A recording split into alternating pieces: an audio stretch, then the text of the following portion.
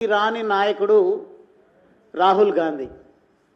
ఆ రాహుల్ గాంధీ మాట్లాడతారు గౌరవ ప్రధాని నరేంద్ర మోదీ గారి గురించి, భారతీయ జనతా పార్టీ గురించి.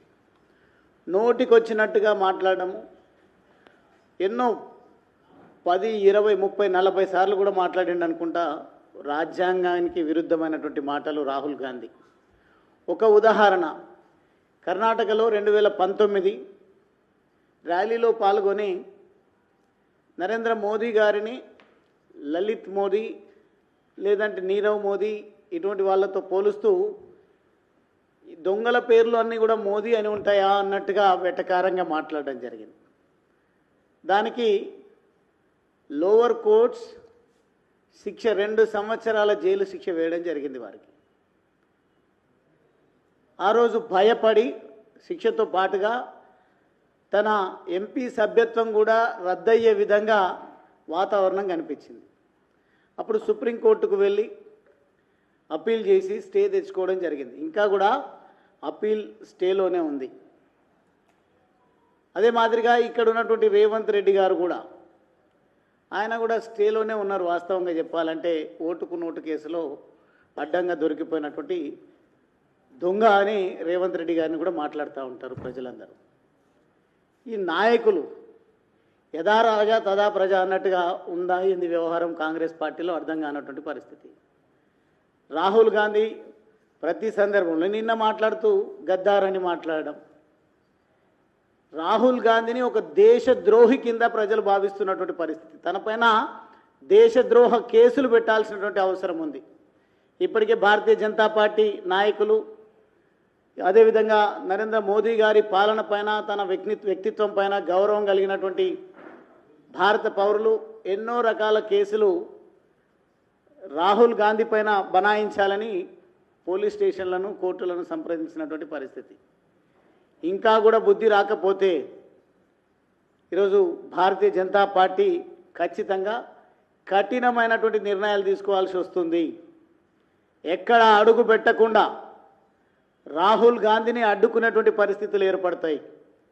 వెంటనే బేషరతుగా రాహుల్ గాంధీ క్షమాపణ చెప్పాల్సినటువంటి అవసరం ఉంది. ఈరోజు ప్రపంచమంతా కూడా కీర్తిస్తూ ఉంది నరేంద్ర మోదీ గారి పాలనను, తన వ్యక్తిత్వాన్ని. ఏ దేశానికి వెళ్ళినా, ఇటలీకి వెళ్తే ఇటలీ ప్రధాని మన భాషలో, హిందీ భాషలో మాట్లాడుతూ వ్యక్తిత్వం గురించి మాట్లాడడం జరిగింది. హార్డ్ వర్క్ గురించి మాట్లాడడం జరిగింది. కేవలం ప్రజలను మభ్యపెట్టే మాటల జోన నేను ప్రధాని అయితా అని పగటి గలలు గంటా ఉన్నాడు రాహుల్ గాంధీ. ఎంపీగా ఓడిపోయినటువంటి పరిస్థితి. అదేవిధంగా ఏ రాష్ట్రానికి ఎన్నికల ప్రచారానికి వెళ్ళినా అక్కడ కాంగ్రెస్ పార్టీ భూస్థాపితం అవుతున్నటువంటి పరిస్థితి. కాంగ్రెస్ పార్టీ అంటేనే ప్రజలు పట్టించుకోలేనటువంటి పరిస్థితులు ఏర్పడ్డాయి. అటువంటి పార్టీకి నాయకుడిగా ఉంటూ ఏదో ఆ పార్టీ అధికారంలోకి వస్తుంది, ఈ తిట్ల పురాణంతోనే అధికారంలోకి వస్తామని ఒక భ్రమలో ఉన్నట్టుగా కనిపిస్తూ ఉంది. సక్సెస్ అయ్యి ఉండొచ్చు రేవంత్ రెడ్డి. ఎందుకంటే గతంలో బీఆర్ఎస్ ప్రభుత్వం, టీఆర్ఎస్ ప్రభుత్వం ప్రజలకు ఇచ్చినటువంటి హామీలను మరిచి నోటికొచ్చినటువంటి మాటలు అటువంటి వాళ్ళను మాట్లాడడం వల్ల ఈయన ఏదో శుద్ధపూస అనుకొని ప్రజలు భావించిండ్రో ఏందో కానీ గందరగోళానికి గురైండ్రు. ఇక్కడ కాంగ్రెస్ పార్టీకి ఓట్లు వేసిండ్రు, కాదనడం లేదు. ఆ ఓట్ల విషయంలో మాట్లాడే ప్రతి సందర్భంలో కూడా ఓట్ చోరీ అని ఒకసారి మాట్లాడతారు, చౌకీదార్ అని ఇంకోసారి మాట్లాడతారు, టీ అమ్ముకునేవాడని ఇంకోసారి మాట్లాడతారు. ఈ రకంగా అవహేళన చేసేటువంటి మాటలు మాట్లాడుతూ ఈ ప్రజాస్వామ్యానికి అపకీర్తి తెచ్చేటువంటి పరిస్థితిని నెలకొల్పుతా ఉన్నాడు ఈ పనికి రాని రాహుల్ గాంధీ. అందుకే ఎక్కడ చూసినా సోషల్ మీడియా వేదికలలో హేమంత్ బిశ్వ శర్మకు సంబంధించినటువంటి అస్సాం గౌరవ ముఖ్యమంత్రి గారి ఏ రకంగా నీ నుంచి పక్కకు తప్పుకున్నాడో, నీ పనికి రాని నాయకత్వం నుంచి విముక్తి చెందిండో నీ కుక్క కథ చెప్తే అర్థమవుతుంది. అట్లా కుక్కలాగా మొరుక్కుంటూ పోతా ఉన్నాడు రాహుల్ గాంధీ. కుక్కతో ఆడుకొని కుక్కలాగా మొరగడం వల్ల వార్తల్లో వ్యక్తిగా ఉండొచ్చు, తద్వారా కాంగ్రెస్ పార్టీ ఇంకా కూడా ఉంది అని భ్రమ పెట్టొచ్చు అనే ఆలోచనలో ఉన్నట్టుగా కనిపిస్తూ ఉంది. ఖబర్దార్ రాహుల్ గాంధీ. అదేవిధంగా సీఎం రేవంత్ రెడ్డికి కూడా చెప్తా ఉన్నా, ఈ పనికిరాని నాయకుడిని దేశానికి ప్రధాని చేస్తా అంటున్నావు. ఈరోజు తెలంగాణ ప్రజలు కూడా ఒక పనికిరాని వ్యక్తిని రాష్ట్రానికి ముఖ్యమంత్రి చేసినాం, ఈయన నాయకత్వంలో రాష్ట్రం భ్రష్టు పట్టిపోతుంది అని ప్రధానంగా రైతులు ఇబ్బంది పడుతున్నటువంటి పరిస్థితి. ఎక్కడ కళ్ళాల దగ్గర చూసినా, మార్కెట్ యార్డులలో చూసినా రైతుల గోస చెప్పనక్కర్లేదు. మక్కలు కొనమంటే మీరు మీ ఎమ్మెల్యేలు మోడీ కొనొద్దని మాట్లాడుతున్నారు. మళ్ళీ ప్రసంగాలలో ఎట్లా మాట్లాడతారు, చివరి గింజ వరకు కూడా కొనే బాధ్యత కాంగ్రెస్ ప్రభుత్వం తీసుకుంటుంది అని మాట్లాడుతున్నారు. అంటే ఏ కళ వస్తే ఆ కళలను మీడియాలో పెట్టేటువంటి ప్రయత్నం చేస్తూ ఉన్నారు. ఖచ్చితంగా ఈ సందర్భంగా డిమాండ్ చేస్తూ ఉన్నా, ఈ స్టే పైన ఉన్నటువంటి ఈ దొంగలను పరిగెత్తించి కొట్టాల్సినటువంటి అవసరం ఉంది. ఈరోజు సీఎం రేవంత్ రెడ్డి కూడా బెయిల్ పైననే ఉన్నాడు. వాస్తవంగా ఓటుకు నోటు కేసులో స్టే తీసుకొచ్చి ఇంకా ఏదో కొనసాగుతూ ఉన్నాడు పదవిలో. ఖచ్చితంగా శిక్ష పడక తప్పదు. మీరందరూ కూడా దోషులుగా ప్రజాక్షేత్రంలో నిలవక తప్పదు. కానీ ప్రజలకు ఇచ్చినటువంటి హామీలను నెరవేర్చండి. రాహుల్ గాంధీ ఏదో మొరిగిపోతాడు ఎక్కడికి వస్తే అక్కడ. అదే కుక్కలాగా ఈ ముఖ్యమంత్రి రేవంత్ రెడ్డి కూడా ఎక్కడికి వెళ్తే అక్కడ ఏదంటే అది మాట్లాడుతూ ఉంటాడు. ప్రజా సమస్యలను గాలికి వదిలేసిండ్రు, ఇచ్చిన హామీలను గాలికి వదిలేసిండ్రు. ఒక పక్కా ఉదాహరణతో చెప్తా ఉన్నా. నిన్ననే నా అచ్చంపేట నియోజకవర్గంలో ఒక ప్రెస్ కాన్ఫరెన్స్ నేను పెట్టడం జరిగింది. ఏంది అని అంటే, పదరా మండలం మద్దిమడుగు పబ్బతి ఆంజనేయ స్వామి ఒక గొప్ప పవిత్రమైనటువంటి దేవాలయం అక్కడ ఉంది. అక్కడ ఉన్నటువంటి రైతులకు సంబంధించినటువంటి భూములను లాక్కొని కపట ప్రేమలు వలకబోసే ప్రయత్నం చేస్తున్నారు రేవంత్ రెడ్డి. ఎస్టీల పైన, బంజారాల పైన, ఎస్టీల ఆరాధ్య దైవమైనటువంటి సేవాలాల్ మహారాజ్ విగ్రహాన్ని నేను అక్కడ పెడతా అని మాట్లాడుతున్నాడు. తన సొంత ఊరికి రోడ్డు వేసుకుంటే ఆ రోడ్డు నిర్మిస్తున్న తరుణంలో భూములు కోల్పోయినటువంటి రైతులకు నష్టపరిహారం ఇచ్చే దిక్కు లేదు. కానీ పాలమూరు రంగారెడ్డి ఎత్తిపోతల పథకానికి సంబంధించి నిన్నగాక మొన్న ఒక రివ్యూ మీటింగ్ పెట్టిండు రేవంత్ రెడ్డి. ఆ రివ్యూ మీటింగ్లో ఈ పర్యాయమే, అంటే ఈ 2.5 సంవత్సరాల లోపే పాలమూరును పచ్చబడగొడతా, పాలమూరు ఎత్తిపోతల పథకాన్ని పూర్తి చేస్తా అని చెప్పేసి మాట్లాడుతూ కేవలం భూసేకరణలోనే సమస్య ఉంది అని లేని సమస్యను సృష్టించేటువంటి ప్రయత్నం చేస్తూ ఉన్నారు. రైతులపైన అపవాద వేసేటువంటి ప్రయత్నం చేస్తూ ఉన్నారు. ప్రాజెక్టులు కట్టడానికి చిత్తశుద్ధి లేదు, అవగాహన అంతకంటే లేదు ఈ రేవంత్ రెడ్డికి. రేవంత్ రెడ్డి సేవాలాల్ మహారాజ్ విగ్రహాన్ని నెలకొల్పుతున్నటువంటి తరుణంలో అడ్డుపడేటువంటి పార్టీలను బంజారాలకు వ్యతిరేకమని చిత్రీకరించేటువంటి ప్రయత్నం చేస్తున్నాడు. రాహుల్ గాంధీ ఏమో మోడీ గారి పైన మాట్లాడడం వల్ల వార్తల్లో వ్యక్తిగా ఉండి భవిష్యత్తులో తన రాజకీయ పబ్బాన్ని గడుపుకునేటువంటి ప్రయత్నం చేస్తూ ఉన్నారు. మీరు ఎన్ని మాటలు మాట్లాడినా, మీరు ఎన్ని కుప్పి గంతులు వేసినా తెలంగాణలోనే కాదు భారతదేశ వ్యాప్తంగా కాంగ్రెస్ పార్టీ భూస్థాపితం అయిపోతూ ఉంది. మొన్న జరిగినటువంటి వెస్ట్ బెంగాల్ ఎన్నికల్లో కానీ, అస్సాం ఎన్నికల్లో కానీ, 5 రాష్ట్రాల్లో ఎన్నికలు జరిగితే ఏ ఒక్క రాష్ట్రంలో కూడా కాంగ్రెస్ పార్టీ అధికారంలోకి రాలేదు. అధికారం పక్కన పెట్టు, గౌరవప్రదమైనటువంటి ఓట్లను కూడా దక్కించుకోలేనటువంటి పరిస్థితుల్లో ఈ పనికిరాని రాహుల్ గాంధీ దేశ కీర్తిని ఈరోజు తాకట్టు పెట్టేటువంటి ప్రయత్నం చేస్తూ ఉన్నారు.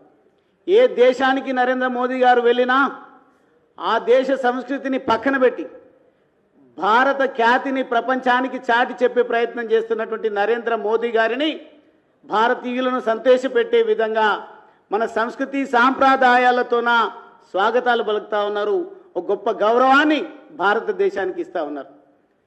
ఈరోజు ప్రపంచమంతా అతలాకుతలం అవుతున్నటువంటి ఈ సందర్భంలో ఆర్థిక మాంద్యం విషయంలో కానీ, లేదంటే యుద్ధాల విషయంలో కానీ ఏ సందర్భాన్ని చూసుకున్నా ఈరోజు భారతదేశం కీర్తించబడతా ఉంది. నరేంద్ర మోదీ గారి నాయకత్వంలో ఏ చిన్న సమస్య తలెత్తకుండా అద్భుతమైనటువంటి పద్ధతిలో పాలన కొనసాగుతూ ఉంటే ఆ మహానాయకుడి పైన ఈరోజు నోటికొచ్చినట్టుగా మాట్లాడడం అనేది ఎట్టి పరిస్థితుల్లో సబబు కాదు. దీన్ని తీవ్రంగా ఖండిస్తూ మరొకసారి గనక ఇదే పద్ధతిని అవలంబిస్తూ ముందుకు పోతాను అంటే మాత్రం రాహుల్ గాంధీ ఎక్కడున్నా వదిలిపెట్టే ముచ్చటే లేదు. కాషాయ సైనికులు ఢిల్లీ నుంచి గల్లీ వరకు ఎక్కడైనా ఉన్నారు.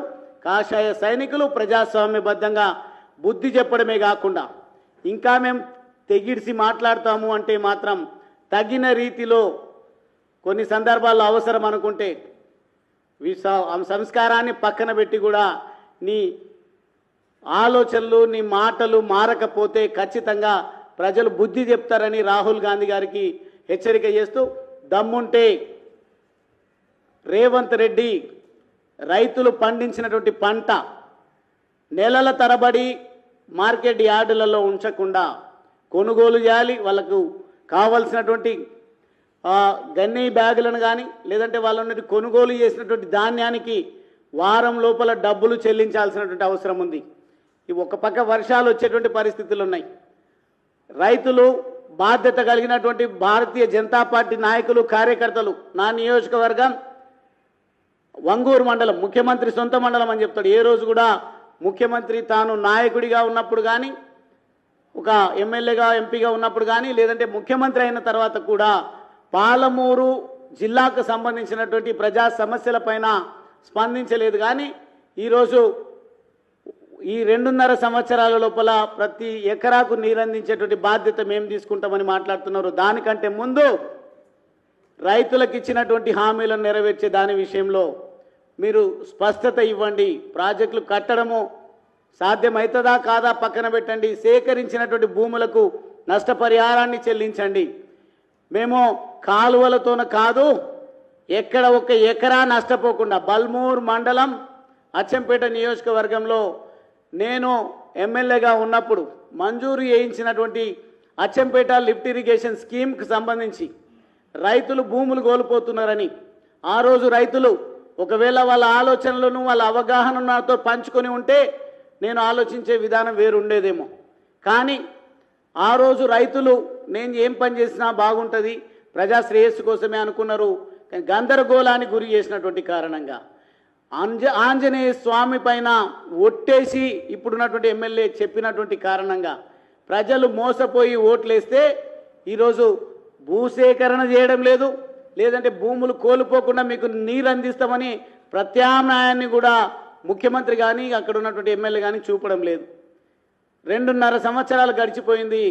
ఎన్నికల యావ తప్పిస్తే, ఊరేగడం తప్పిస్తే, ఎక్కే విమానం దిగే విమానం అనే చేస్తున్నాడు రేవంత్ రెడ్డి తప్ప ఏ రోజు కూడా ప్రజా సమస్యల పరిష్కారం కోసం పర్యటనలు చేయడం లేదు. ఎన్నికలు వచ్చినాయంటే రైతు భరోసా కొంతమంది రైతుల ఖాతాల్లో వేస్తారు.